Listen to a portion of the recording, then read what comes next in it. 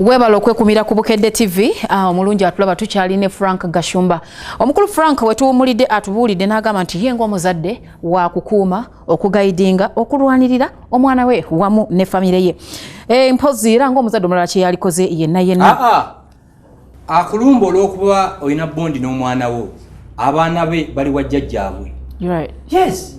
Fifi bobera mu mapenzi ne boyfriend wo ne husband wo nga mwagalana nnyo nga bagamba mweraga. Nga of course babitugambye. Bwe muyingira mu misanga awo bamukenisa nti bebasoose okwagalana. Bw'oyingira wekka nange ne nyingira nze benzi. Ate bwe tujja babiri muyomba. Uganda bw'olinnya boda waggwamu bw'ovuga emmotoka weraga. Ku myaka 4 achievement sizo. Omukyalo yagamba tanaweza myaka 4. Lwaki omwe myaka 4? Mukulu tumukebera amannyo. Haga nti alina sente ziriwa.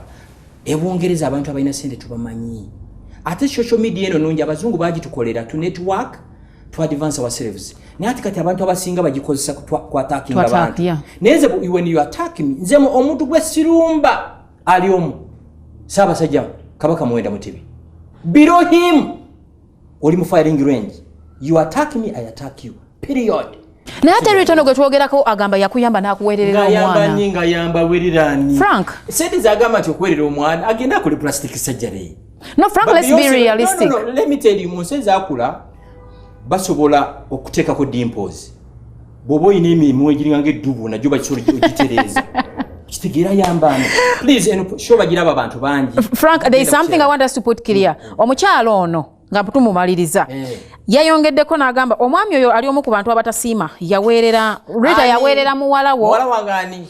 Eyazaala omwana mbu wamwegaana n'ogaana oweerera omwana ye n'asonda sente n'waba omwana n'agenda ku university bituufu omwana tewamuweerera. Agenda aweerere nnyina.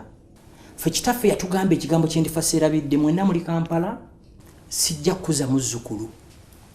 Yatugamba omwana alizaala mu mukazi n'amutwalira omwana tigolo n'amala okusimbula ng'akwata akaana ko ng'akatwala ku poliisi nga bagana nalonza akaana. Yatugamba tikumwani yakulire wa jjajjammwe. Kankubuuzemu ekibuuzo Fifi sina maanyi gazaala.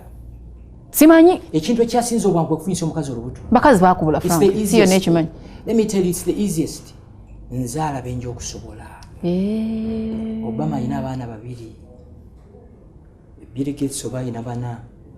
Ninga tebalina sente. Balina sente. Nzaala benja okukola ki? Okusobola. Benja okusobola. Buli omuzaala abaana bangi mutuwaffe ebizibu. Baani? Be baana abali ku street bali abaana bola abali ku street. Nze nagamba Jennifer Musisine Kayihura. Mukwate abaana abo buli omwaka kulaga ekitaawe. Kitaawe mukube jek. Mumutwale Kasese alime emyaka egi omwana mutwale campings. Mutegeera ndowooza. Buli ozaala abaana bota planning day. Bota planning day otuwa obuki kati Frank wazaala abaana batono bonosobola naye kati wadde omukyalo ono obuzibu yakuweererera omwana. Please. Bw'aba agamba nti yamperera omwana. Mwana ani? Ayina omuwala gwe yateekayo ku Facebook awo. N'agamba mwana wa Frank. N'engamba we naamuleta njja mubuuza Frank. Social media mugigendeko mpola Fifi. Social media yabika Namboze mufu. Mulamu. Omanya abantu be yakata social media. Ate bwe nabayira nzadde omwana bamujja kumanya. Naye nga kyenja okulwana ennyo muleke kumumanya. Omwana kubanga nze kyempiseemu nkimanyi sikyayagala muntu wange yenna kubeera mu public life. Frank Gashumba omunoonyi w'obubuddamu e Uganda lwaki ovuma abanoonyi b'obubuddamu banno? Wavuma abagende Bulaaya okuba ekyombo bali ku bubuddamu ne babaleekaanira. Kati nabo bagamba naffe waffe Uganda oli ku bubuddamu wava Rwanda lwaki todde ewammwe? Waliwo abavubuka baali 2 bangamba mbu bwe seebayananyeze siddamu okulinnya Bungereza n'otunuulira. Ate akatabo ka Bungereza mu kye mutamanyi era bw'oba tulina sente za tiketi tekakugasa. Akatabo ka Bungereza bw'oba okayina bw'osasula economy tojja kutuula mu business. Bw'osasula business tojja kutuula mu first class. Ekitegeera ndo ate mu mugulifayinga nnyo obutabo obwo. Nze I don't. Akatabo k'Ebungereza nkalabanga ak'e Uganda. Ekitegeera ndo ate kyenze siri refugee mu Uganda. Oli mu refugee?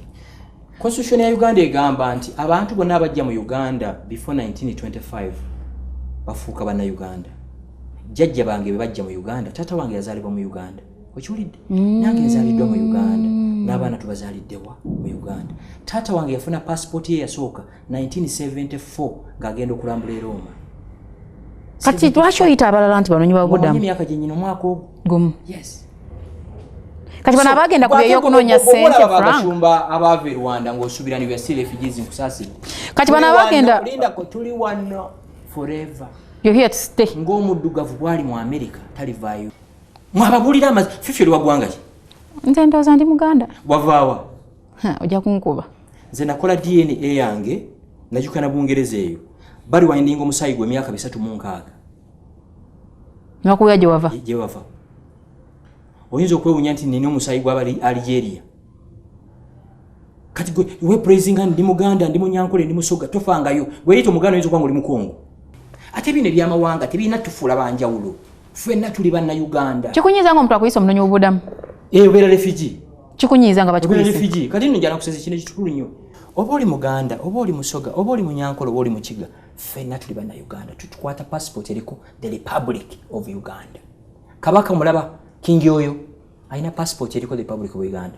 Ssaabasajja Kabaka Muwenda Mutebi naye alina Republic of Uganda nekyabazinga kitegeeza ffenna tuli bebaki ate wewalanga nnyo omuntu atrainingira mu mawanga ago nze abantu beekola nabo we are like 64 sisimuka n'abalala 64 naye oyo omwana yagamba nyina okwaapologizinga naye ntunulira omwana agamba mbu tibajja kunzikiriza kudda Bungereza gwogaba visa ate namwe abali e Bungereza temuli babbeeyi nnyo bawuddisa abalala temuli banjawulo nnyo mulinganga ffe naye temukkiriza those few bad apples okutanishinga erinnya lyammwe bali Bulaaya bali nnyonnyonyi ne bagenda fe tutambulira wano ku bigere nze mbadde mu nsi 47 zinakatambulamu oyo agamba ali mu diaspora olwava e Kayunga yamalira Bungereza apart from Bungereza nawala wakola ki wamanyi oli yagambiraga Fifi mbuuliza Frank Gashumba okuyamba Nabukeera waliyo ki okwefuula actually agambe wefuula okwefuula yamba Aisha Nabukeera waliyo kibaze ngoyagala kulinnyirako level ngoyagala abantu kumanya kubanga ekyokumubbako sente twakikiriza ekyo ne tuwummula wabala kaki kakati biwulidde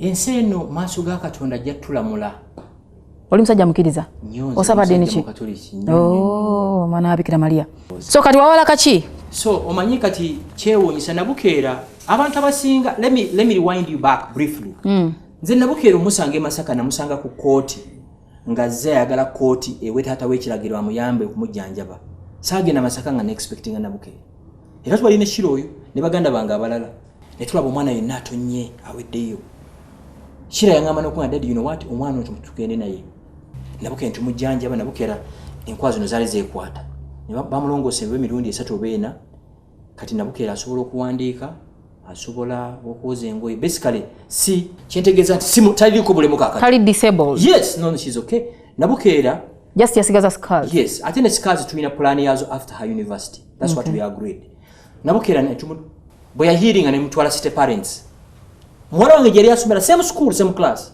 Nabukeera nafuna first grade mwami Mukiibi Mukama mumuze mirembe no wasn't Lawrence yes namwa scholarship okuva ku senior 1 paka senior 6 yasomera nafunira first grade mu senior 4 11 na performing so well course jasomen mu UCU nsasula milioni 2.4 ku sente zowezo oba zirize watu twakuwa Nabukeera she's a family the way I look after Shira the way jenkolachi jemulabirira milioni 2.4 the same course Nabukeera jasoma emakerere ya mitwalo 9 kati yakubuze ekibuuzo ekyo singa na byanfuna nali mututte ku university ez'alayisi nenda mutwala UC one of the best university ate bana Uganda yakugamba kati ayinza kuganga ida n'olumu mu mugongo kimuganda kulaba mazima anti ulira gamulimye okudiwominga enjuka ezimuluma ali ku Nabukeera asula bulungi Nabukeera asula musuuka njeru ali protected as mumbera jala alimu SC